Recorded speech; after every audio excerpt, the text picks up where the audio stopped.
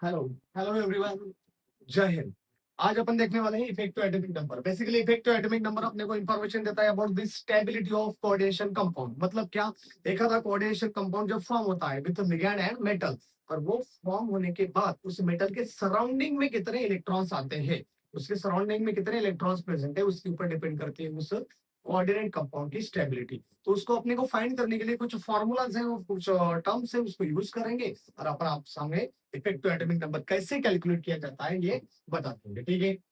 Basically इसकी definition है। आपको इसके अंदर एक छोटी सी चीज पता होनी चाहिए कि जो भी लिगैंड अपन इसके अंदर यूज करने वाले हैं वो कौन से हैं, मोनोडेंटेड है, बाइडेंटेड है या पॉलीडेंटेड है। ठीक है, तो मैं धीरे धीरे आपको सब डिटेल में समझाता हूँ कि how to calculate effective atomic number. इसको EAN रूल भी बोला जाता है। इसको क्या बोलते हैं? इसको EAN रूल भी बोला जाता है। ओके, इसको इफेक्टिव एटॉमिक नंबर रूल ऐसे भी बोला जाता है। ठीक है, तो अपन एक एग्जांपल से देखेंगे कि भैया ये कंपाउंड के अंदर अपन इफेक्टिव एटॉमिक नंबर को कैसे कैलकुलेट किया जाता है। तो पहले तुमको एक कुछ फॉर्मूलाज है, उसके फॉर्मूलाज के बारे में बता देता हूँ। देखो यहाँ पे जो EAN मतलब क्या, इफेक्टिव एटॉमिक नंबर जब तुम फाइंड करने जाओगे तो आपको यहाँ पे एक फॉर्मूला यूज करना पड़ता है, Z minus x plus y. Okay, ये फॉर्मूला अगर तुम्हें समझ में आया वैसा बस बात बन जाएंगे आपकी। ठीक है, अब भैया ये Z मतलब क्या? Z मतलब atomic number of central metal ion, CMI। Okay, atomic number of central metal ion. उसके बाद एक्स का मतलब क्या है, यहाँ पे एक्स मतलब क्या, ऑक्सीडेशन स्टेट। सिंपली आप क्या बोल सकते हैं इसको, ऑक्सीडेशन स्टेट। मतलब how many electron loss by central metal ion, उसको भी ऐसे इस प्रकार से भी अपन फाइंड कर सकते हैं। उसके बाद वाई का मतलब क्या है, वाई मतलब क्या, नंबर ऑफ, वाई मतलब number of electron donated bye, donated bye ligand. Okay, okay boss, okay. हाँ, अब ये अगर तुम्हें नहीं समझ रहा है कि कितना इलेक्ट्रॉन कितना डोनेट कर रहा है तो सिंपल और मैं एक बता देता हूँ चीज आपको इसके अंदर। और मैं क्या चीज बोल रहा हूँ, अगर वाई की वैल्यू आपको फाइंड करनी है तो आप क्या कर सकते हो, आपको अगर y इज इक्वल टू जानना है तो आप सिंपल कोऑर्डिनेशन नंबर इंटू 2 कर देना, आपको y की वैल्यू मिल जाएगी। जो भी आपको अभी कोऑर्डिनेशन नंबर फाइंड करने आता होगा। ओके, तो कोऑर्डिनेशन नंबर इंटू 2 अगर करते हो तो तुम्हें y की वैल्यू मिल जाएगी। ये चीजें आपको अगर पता है तो आपकी बात बन सकती है। ठीक है, इसके अंदर इसको वैल्यू पुट करना है और आंसर अपने को मिल जाएगा। ठीक है, अब कुछ एग्जांपल लेते हैं, एग्जांपल से समझते हैं कि इस फॉर्मूले को अप्लाई कैसे किया जाता है। ठीक है, कोई भी अपन टॉपिक अगर उसको डिस्कस करते हैं तो उस टॉपिक के अंदर जो फॉर्मूलाज होते हैं उसको अप्लाई करना पड़ता है, तब जाके अपने लाइफ करते हैं वैसे। तो ध्यान से इधर ध्यान देना है। ओके, मैं एक कंपाउंड ले रहा हूँ जो कि है FeCN/6 और कॉम्प्लेक्स के ऊपर में टेट्रा नेगेटिव मतलब -4 लिख रहा हूं। ठीक है, अब ये कंपाउंड कितना स्टेबल है ये जानने के लिए मुझे उसका इफेक्टिव एटॉमिक नंबर फाइंड करना पड़ेगा। सिंपल सी बात है। मैं क्या करूंगा, उसके लिए एक फॉर्मूला दिया है मुझे, कौन सा दिया है, ये वाला, effective atomic number is equal to Z minus x plus y. ये ध्यान में रखना है, इधर का उधर करना नहीं है, पहले माइनस है बाद में प्लस। ओके, अब सिंपल है। जेड क्या बोला था मैंने, atomic number of central metal ion. Atomic number यहाँ पे सेंट्रल मेटल आयन कौन है, आयरन है, उसका एटॉमिक नंबर कितना है सबको पता है, कितना है 26। कितना होता है 26। अब भाई साहब यहाँ पे एक्स, एक्स मतलब क्या, ऑक्सीडेशन स्टेट। इसके पहले वीडियो में आपको बताया था मैंने कि कंपाउंड की ऑक्सीडेशन नंबर कैसे फाइंड किया जाता है। ओके, अब यहाँ पे अपन उस ऑक्सीडेशन नंबर को डिस्कस नहीं करेंगे, मैं सिंपली आपको बता देता हूँ कि इस कॉम्प्लेक्स के अंदर ये आयरन डाई पॉजिटिव में स्टेबल होता है, इसमें डाई पॉजिटिव। ओके, तो यहाँ पे इसका जो ऑक्सीडेशन नंबर बन रहा था वो +2 बन रहा था, प्लस वाई। अब यहाँ पे लिगैंड कौन सा है, यहाँ पे लिगैंड है मोनोडेंटेड लिगैंड। साइनाइड कौन सा होता है बेटा, मोनोडेंटेड लिगैंड होता है। तो वो एक मोनोडेंटेड लिगैंड 2 इलेक्ट्रॉन डोनेट करता है to the central metal ion. तो अभी यहाँ पे कितने हैं, 6 है, और 6 के 6 कौन से हैं, मोनोडेंटेड लिगैंड है। तो ये मोनोडेंटेड लिगैंड कितने इलेक्ट्रॉन डोनेट करेंगे, टोटल 12, कितने 12, मतलब एक के दो तो 6 के कितने बन जाएंगे 12। तो यहाँ पे टोटल इलेक्ट्रॉन कितने डोनेट हो गए बेटा, 12। तो इसको अगर तुम कैलकुलेट करते हो तो आपको क्या मिल जाएगा, 24 प्लस 12, इसका नंबर क्या आ जाएगा बेटा 36। मतलब इस केस के अंदर इफेक्टिव एटॉमिक नंबर तुम्हारा कितना आया, 36 आया है। अब सर ये नंबर तो आ गया, तो अभी नंबर से क्या करेंगे, आप इसको कैसे फाइंड आउट करेंगे ये नंबर स्टेबल है या नहीं है। तो सिंपली एक मेरा मंत्र तुम्हें ध्यान में देता हूँ, यहाँ पे एक बात ध्यान में रखना है, जो अपने नोबल गैसेस होते हैं उस नोबल गैसेस के जैसा अगर इसका एटॉमिक नंबर, इसका इफेक्टिव एटॉमिक नंबर उस नोबल गैसेस के एटॉमिक नंबर के बराबर आ रहा है तो समझ जाना this compound is more stable coordination compound. तो पहले आपको पता होनी चाहिए वो कौन से देख लो, यहाँ पे बता देता हूँ। अगर एर्गॉन की बात कर रहे हो तो 18 आना चाहिए, मतलब एर्गॉन का एटॉमिक नंबर 18 है। उसके बाद अगर क्रिप्टॉन देखते हो तो इसका है 36। उसके बाद अगर जेनॉन देखते हो तो 54। उसके बाद अगर तुम रेडॉन देखते हो तो 86। आर्गॉन के पहले नियॉन है 10, उसको मैंने नहीं लिया क्योंकि ज्यादा उसको अपन फाइंड आउट नहीं कर रहे। चलो लिख देता हूँ 10। ठीक, अब इनमें से कोई अगर तुम्हें नंबर मिल रहा है तो समझ जाना कि ये कंपाउंड कौन सा है, स्टेबल कंपाउंड है। यहाँ पे आपको क्या मिला 36। देखो 36 किसका है, क्रिप्टॉन का है। तो this compound will be more stable compound. समझ में आ रहा है आपको?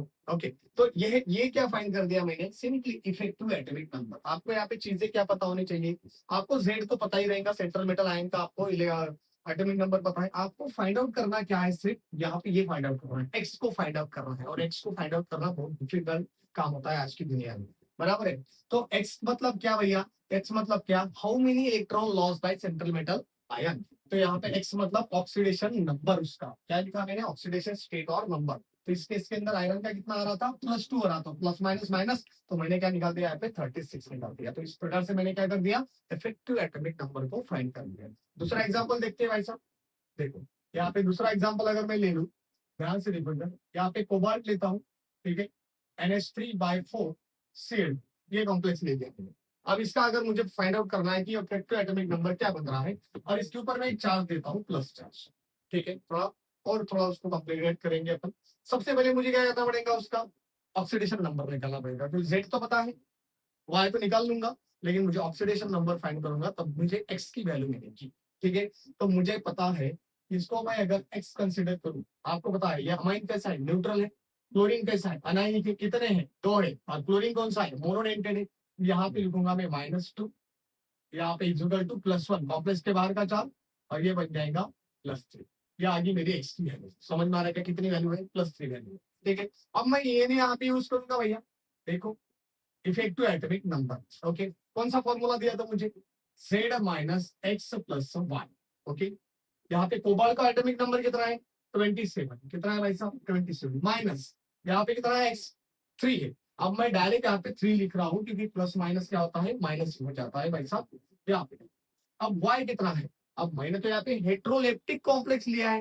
हेट्रोलेप्टिक कॉम्प्लेक्स मतलब क्या, यहाँ पे 2 या 2 से ज्यादा अलग लिगैंड प्रेजेंट है।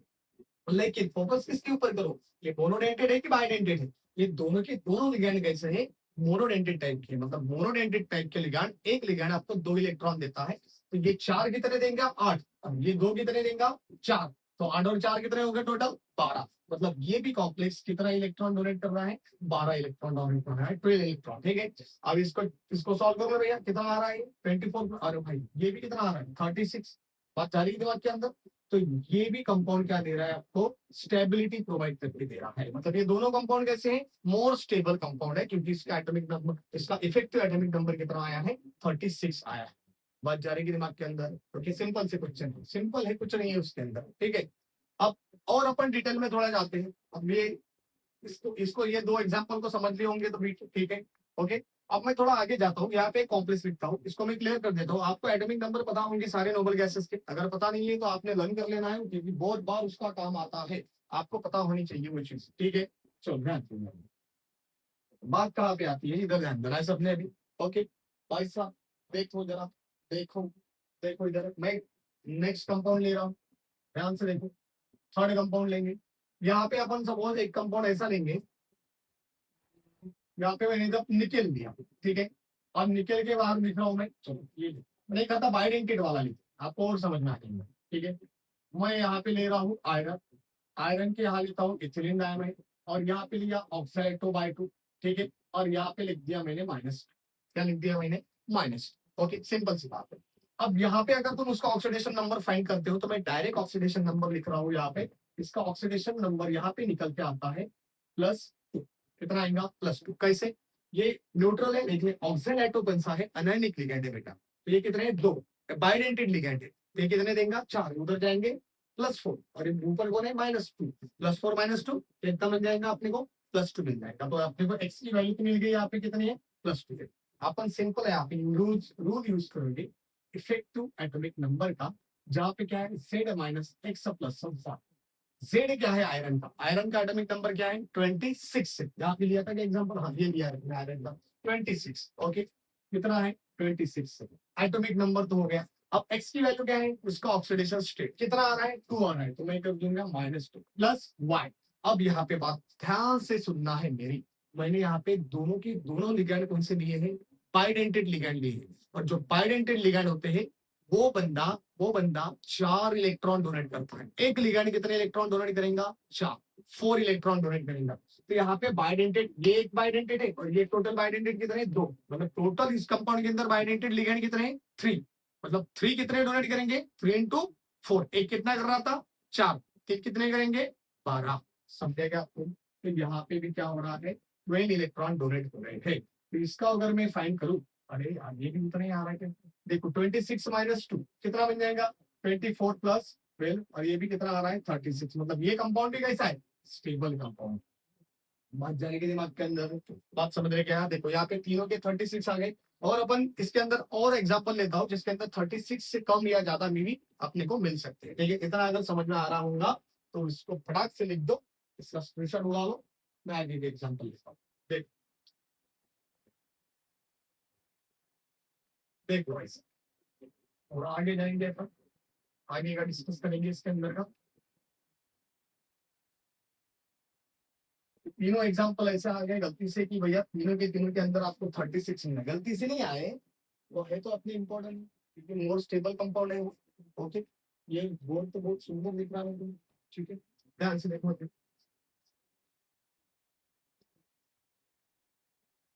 अभी एक कंपाउंड ऐसा लेंगे जिस कंपाउंड के अंदर कुछ ना कुछ अपने को गड़बड़ दिखी थी। चलो चौथा एग्जांपल डिस्कस करते हैं। चौथे एग्जांपल के अंदर मैं लेता हूँ मैग्नीज, ठीक है, यहाँ पे ले रहा हूं मैं NH3/4, ओके, और यहाँ पे ले रहा हूं मैं इथिलीन डाइऑक्साइड। समझो, एक ले लिया मैंने क्या इथिलीन डाइऑक्साइड, ठीक है।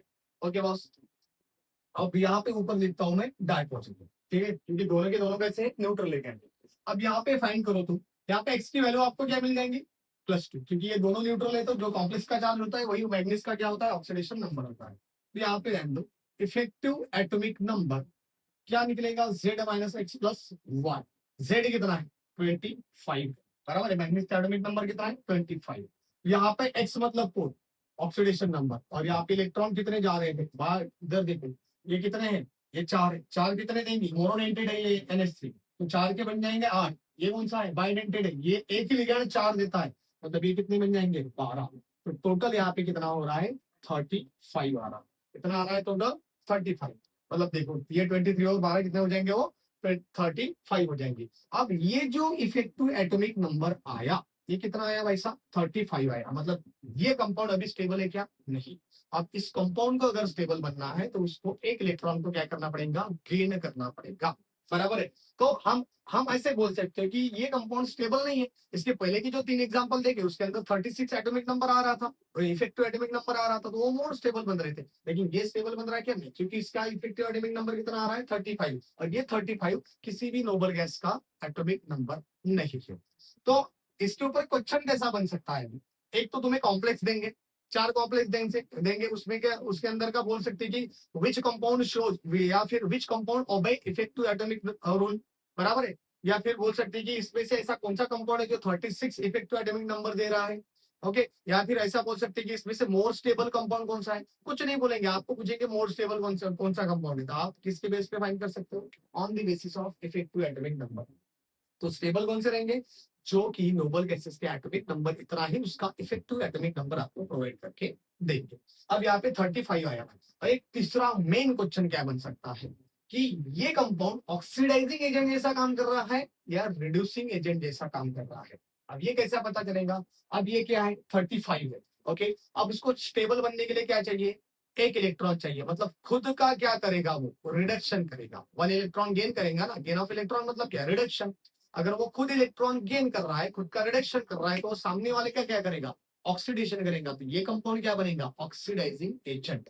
मतलब अपन अपन अगर खुद रिड्यूस हो रहे हैं तो अपन बन जाते हैं ऑक्सीडाइजिंग एजेंट, क्योंकि हम सामने वाले का ऑक्सीडेशन करते हैं। अगर हम खुद ऑक्सीडाइज हो रहे हैं तो हम बन जाते हैं रिड्यूसिंग एजेंट, क्योंकि हम सामने वाले का रिडक्शन करते हैं।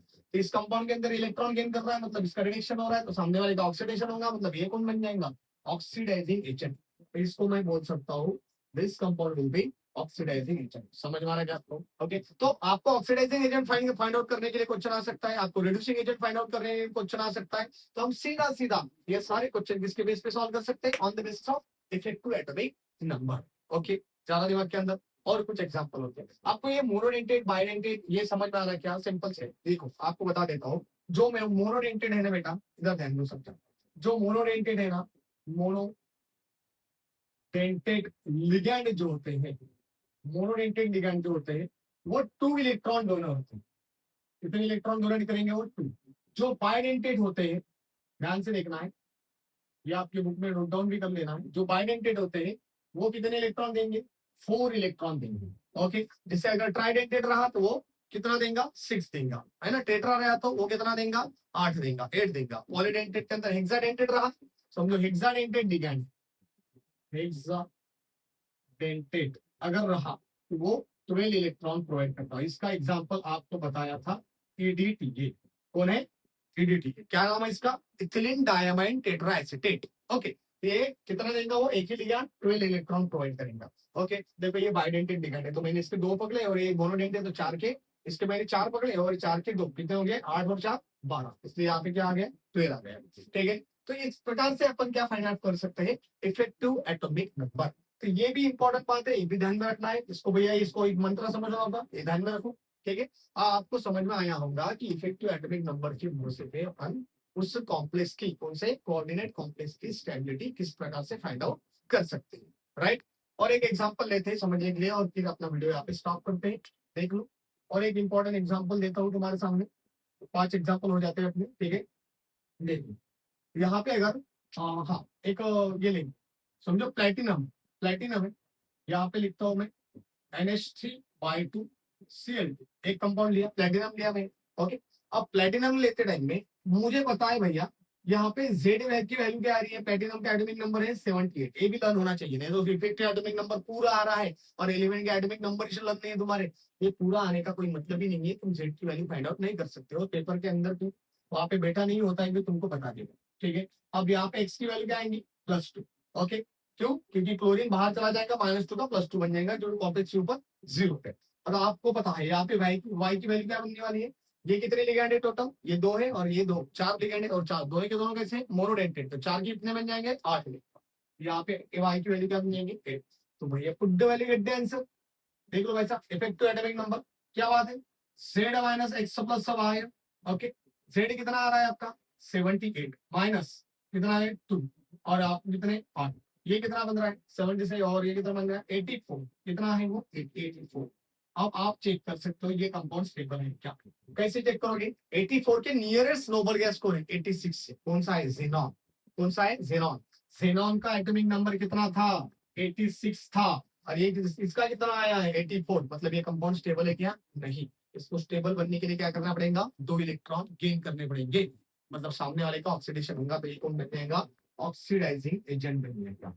समझेगा आपको? तो ये मैंने जैसे 5D का अगर ट्रांजिशन एलिमेंट लेता हूँ, 5D सीरीज का अगर ट्रांजिशन एलिमेंट यूज करता हूँ as a central metal ion, तो वहां पे अपने को जेनॉन को फाइंड आउट करना पड़ता है। जेनॉन के नियरेस्ट अपने को मिल जाएगा। अगर तुम 4D का लेते हो, जैसे मैंने पैलेडियम अगर लिया, तो आपको वहां पे फाइंड आउट करना पड़ेगा किसका? क्रिप्टॉन का। ओके, और उसके बाद उसके पहले अगर जाते हो तुम, सॉरी 86 रेडॉन, एक गलती से हो गया। देखो क्रिप्टॉन का कितना लिखा था अपन ने यहाँ पे? एक मिनट, एर्गोन का कितना था बेटा? 18। उसके बाद कौन है? क्रिप्टॉन 36। उसके बाद कौन है? जेनॉन 54। और उसके बाद कौन आ रहा था? रेडॉन 86। ये रेडॉन था वैसे। हाँ वही तो लग रहा था, थोड़ा सा डिफर देखो। तो यहाँ पे कितना आता है रेडॉन का? 86 आ रहा था। इसका कितना है? 36, क्रिप्टॉन, जेनॉन और रेडॉन। ओके, तो ये किसके बराबर आ रहा है? रेडॉन के बराबर आ रहा है। अगर तुम 4D का लेते हो तो तुम्हें किसके बराबर दिखेगा? जेनॉन के बराबर दिखेगा। अगर तुम 3D का लेते हो तो आपको किसके बराबर दिखेगा? क्रिप्टॉन के बराबर दिखेगा। तो ये अगर तुम्हारे ध्यान में रहता है तो आप इसके बेस पे फाइंड आउट कर सकते हो कि which coordinate compound is the most stable coordinate compound. तो ये था आज का अपना इफेक्टिव एटॉमिक नंबर। कुछ कंपाउंड देता हूँ वो मुझे तुम कमेंट बॉक्स के अंदर, भैया कमेंट के अंदर मुझे बता दो इसका इफेक्टिव एटॉमिक नंबर क्या निकल के आता है। तो थोड़ा ध्यान दो इधर। पहला है अपना होमवर्क क्या रहेगा, देखो K3 एल्यूमिनियम OX, इसके ऊपर भैया ये कितने हैं 3, इसका फाइंड आउट करके बताना है मुझे। उसके बाद Na2, okay, iron CO/4, CO/3, यहाँ पे Cl, इसका आपको फाइंड आउट करके बताना है। ये 2 एग्जांपल आपको दे रहा हूँ, ये 2 एग्जांपल पे मुझे effective atomic number find out करके देना है। ठीक है, आज का लेक्चर अगर आपको समझाऊंगा तो भैया लाइक करो, कमेंट्स करो एंड सब्सक्राइब। Thank you.